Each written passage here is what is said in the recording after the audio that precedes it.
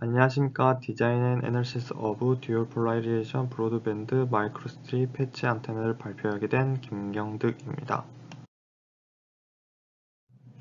컨텐츠 순서부터 간략하게 설명하고 가겠습니다. 첫 번째는 안테나가 디자인된 배경에 대해 설명할 것입니다. 그리고 두 번째에서는 FR4 캐릭터제이션, 그리고 세 번째, 네 번째에서 안테나에 대해서 설명을 진행할 것이며 다섯 번째에서는 결론순으로 마무리 짓겠습니다. 인트로덕션입니다. 안테나에 대한 배경 설명에 앞서 5G의 중요성에 대해서 설명하고 가겠습니다. 스마트 하스피럴, 스마트 팩토리, 자율주행 등과 같은 4차 산업혁명에서는 대용량성과 초저지연성을 요구하게 됩니다. 그래서 넓은 커버리지를 커버하는 서브6G보다는 하이 데이터 레이트와 울트라 로우 레이턴시를 가지는 5G 밀리미터 웨이브의 중요성이 증가하게 되었습니다. 이런 5G 밀리미터 웨이브의 중요성 증대와 함께 이러한 5G 통신 요구사항을 만족시키기 위해 하이 퍼포먼스 RF 프론트 엔드 시스템이 필수적이게 되었습니다. 위의 사항을 모두 종합적으로 고려해보자면 5G의 중요성이 증가하게 되면서 RF 프론트 엔드 시스템이 주목받게 되었습니다.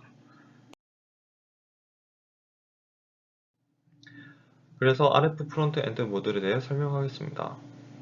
고주파 영역에선 시그널과 파워 로스가 매우 크기 때문에 이런 로스를 줄이면서 시스템의 집중도를 높이기 위해 시스템 인 패키징 형태로 RF 프론트 엔드 모드를 제작하게 됩니다. 그리고 RF 프론트 엔드 모드가 견줄만한 사이즈인 안테나 또한 안테나 인 패키지 형태로 제작되게 됩니다. 오른쪽 위의 사진을 보시면 실제 시스템 인 패키지된 사진이고 그 오른쪽은 2019년과 2018년에 퀄컴에서 만든 5G 상용 안테나 모듈입니다.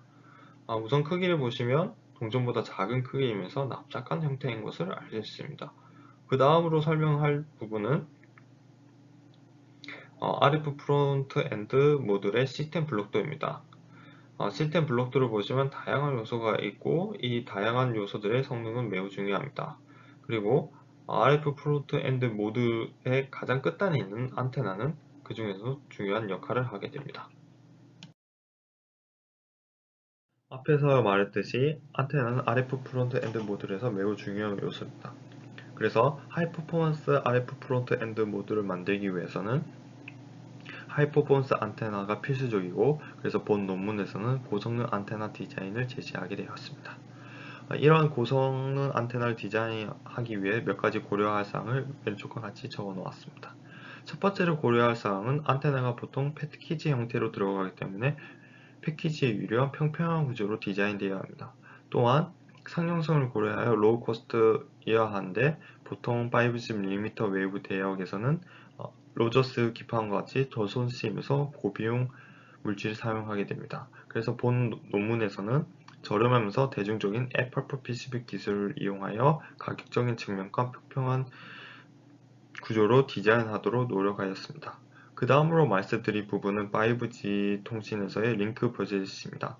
5G 밀리미터 웨이브 대역에서 링크 버젯이 높기 때문에 이것을 극복하기 위해 어레이 안테나 게인을 CTB 이상으로 결정하였고 또한 오른쪽 밑에와 같이 서로 다른 국가들의 5G 밀리미터 웨이브 밴드를 포함하기 위해 브로드밴드의 성질을 가지도록 디자인하였습니다.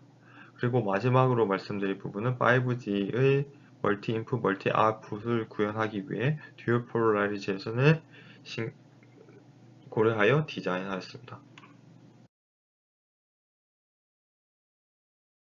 두 번째로 말씀드릴 부분은 FR4 캐릭터제이션입니다.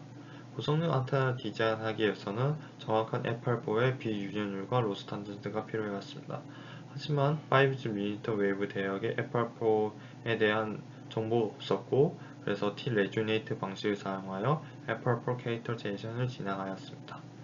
왼쪽 위의 사진과 같이 T-레조네이트를 사용하여 서로 다른 공진전과 3D 밴드위스를 이용하여 오른쪽 위의 두 식을 이용하여 로스 탄젠트와 비유전율을 구하였습니다.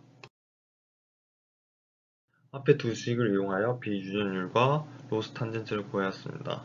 비유전율은 5G 밀리미터 웨이브 대역에서 4.2에서 4.2로 프리퀀시에 따라 증가하는 경향을 보였으며 로스 탄젠트 또한 요구되는 밴드에서 0.03에서 0.04로 프리퀀시 증가함에 따라 증가하는 경향을 보였습니다. 세 번째로 말씀드릴 부분은 안테나 디자인과 분석입니다.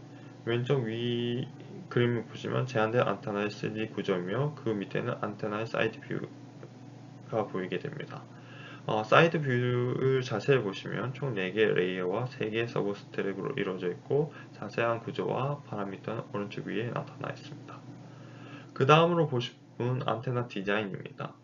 패러사이트 패치와 엘프로브의 캐패시티 로딩을 통해 브로드밴드를 구현하였고 패치 밑에 에어 캐피티라는 구조를 두어 F8와의 인터랙션을 최소화시켜 로스를 감소시켰습니다. 그리고 대칭적인 구조를 통해 직교하는 공진 모드를 만들어서 듀얼 폴라리제이션 또한 구현하였습니다. 다음은 안테나 분석입니다. 안테나는 캐릭터 모드 애널시스를 통해 분석되었고 본 페이지에선 CME에 대해서 간략하게 설명하고 가겠습니다. 첫 번째로 캐릭터 모드는 아이겐 밸류가 0일 때 레조네이트가 발생하게 됩니다. 밑에 수식을 보시면 기존에 있던 임피던스 X에 새로운 리에이티브 로딩을 더하면 새로운 아이겐 밸류가 생성된다는 것을 알 수 있습니다. 이렇게 새롭게 만들어진 아이겐 밸류에 대해서 정리하면 리에이티브 로딩에 의해 컨트롤 된다는 것을 알 수 있습니다. 그래서 네이티브 로딩을 잘 컨트롤한다면 밴드위스를 확장시킬 수 있다는 것도 수식적으로 확인할 수 있었습니다. 그래서 본 논문에서는 캐패시티 로딩을 통해 밴드위스를 확장하였습니다. 캐패시티 로딩의 효과를 알아보기 위해 캐패시티 로딩이 있는 안테나와 없는 안테나의 아이겐 밸류를 비교해 보았습니다. 위쪽 첫 번째 그래프를 보시면 캐패시티 로딩이 없는 안테나로서 총 4개의 CM이 존재하지만 캐패시티 로딩을 첨가함으로써 2개의 캐릭터 모드가 추가되어 밴드위스가 확장되었다는 것을 분석하였습니다. 이를 통해 캐패시티 로딩을 통해 브로드밴드 성질을 가지게 하였습니다. 그 다음으로 보실 부분은 밑에 그래프로서 모더 시그니피컨스입니다. MS가 1에 가까울수록 구조적인 공진이 발생하게 됩니다. 22GHz와 27GHz의 총 2개의 캐릭터 모두가 도미넌트하게 공진하게 됩니다. 그 이유는 시메트리한 구조를 통해 서로 다른 직교하는 공진 모드를 만들어냈기 때문입니다. 다음은 서로 다른 캐릭터 모드의 전류와 필드를 분석하였습니다. 우선 J1과 J2를 보시면 전류가 X축과 Y축으로 직교하게 흐른다는 것을 알 수 있고 이러한 전류에 의해 직교하는 공진 모드를 발생시키는 것도 분석하였습니다. 그리고 시뮬레이션에서는 무한히 넓은 그라운드를 사용할 수 없기 때문에 그라운드에 의해서도 공진이 발생하게 됩니다. 그래서 그라운드의 전류 분포와 패치의 전류 분포를 확인하여 J3가 그라운드에 의한 공진점인 것을 확인하였습니다. 그 다음으로 보실 부분은 J4와 J5입니다. 메인 패치와 패러사이트 패치의 캐패시티 로딩을 통해 직교하는 공진 모드를 만들어냈습니다. 그 다음으로 설명드릴 부분은 J6로서 메인 패치 안에 에너지가 갇혀 공진하는 모드임으로써 저희가 원하지 않은 필드 형태를 취하고 있습니다. 총 6개의 캐릭터 모드가 존재하게 됩니다. 여기서 원하는 캐릭터 모드를 선택적으로 공진시키기 위해서는 적절한 위치에 피딩이 도입되어야 합니다. 그래서 본 논문에서는 2개의 엘프로브를 사용하여 서로 다른 직교하는 공식 모드를 컨트롤하도록 디자인하였습니다. 왼쪽 그림을 보시면 각각의 프리퀀시 영역에서 도미넌트한 캐릭터 모드를 더한 전류 분포도를 보여주고 있습니다. 22GHz는 J2, 25, 27, 29에선 J4로서 서로 다른 엘프로브가 서로 다른 직교하는 모드를 컨트롤한다는 것을 캐릭터 모드 전류 분포도를 통해 이해할 수 있었습니다. 또 캐릭터 모드 전류 분포뿐만 아니라 토탈 전류를 통한 분포도 오른쪽 그림에 나와 있습니다. 네 번째는 안테나 메저먼트입니다. 왼쪽 위의 사진은 실제 제작된 안테나 모습입니다. 안테나는 무반사실에서 측정되었으며 빨간색 박스로 표시된 부분이 실제 안테나 부분입니다. 우선 싱글 안테나의 스펙부터 살펴보겠습니다. 마이너스 10dB 이하의 임피던스 밴드위스는 23에서 29GHz로 요구되는 사항을 만족시켰습니다. 또 싱글 안테나 게인은 5dB로 측정되었으며 5G 마이무를 위한 0.32 시가압도 충분히 작은 값으로 계산되었습니다. 그리고 마지막으로 레디에이션 효율도 0.7에서 0.84로 측정되었습니다. 다음은 싱글 안테나의 레디에이션 패턴입니다. 다음 그래프를 보시면 24, 26, 28GHz의 방사 패턴이 보이는데 시뮬레이션 값과 메저먼트 값이 잘 일치하는 것을 확인할 수 있습니다. 하지만 H4에 약간의 에러가 발생되는데 이것은 측정을 위해 추가적인 커런트를 연결했기 때문에 발생하였습니다. 다음은 어레이 안테나 메저먼트입니다. 우선 첫 번째로 보실 부분은 어레이 안테나의 S 파라미터 그래프입니다. 싱글 안테나와 동일하게 어레이 안테나의 마이너스 10dB 임피던스 밴드위스는 23에서 29GHz로 측정되었습니다. 그리고 오른쪽 위에 게인 그래프를 보시면 10에서 12dBi로 측정되었으며 크로스 폴 서플레이션은 20dB로 측정되었습니다. 그 다음으로 보실 부분은 오른쪽 밑에 있는 26GHz에서 측정한 레디에이션 패턴입니다.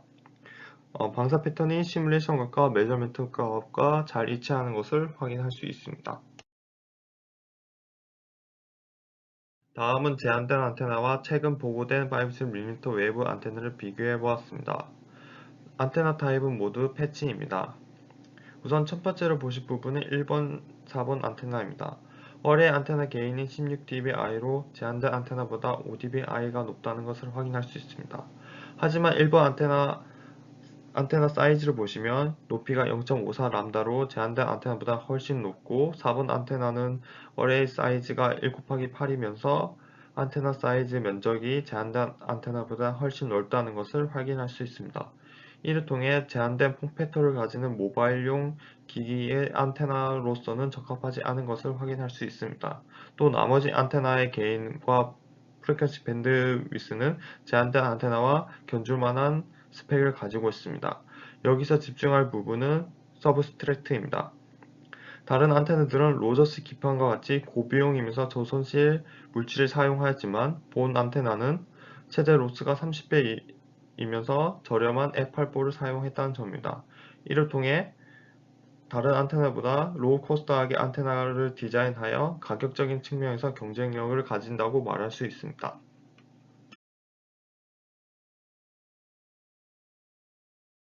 마지막 결론입니다. 본 논문은 모바일용 5G mm 웨이브 안테나를 제시하였습니다. 하이 로스인 단점을 극복하면서 대중적이면서 저렴한 FR4 PCB 기술을 이용하여 안테나를 제작하였습니다. 또 시스테매티컬한 CMA를 도입하여 안테나를 디자인하였고 또 안테나 측정치로는 밴드위스가 23에서 29GHz, 게인이 싱글이 5dBi, 어레이 안테나 게인이 12dBi로 측정하였습니다. 또 5G의 마이모 기능을 위해 듀얼 폴라리제이션 또한 구현하였습니다.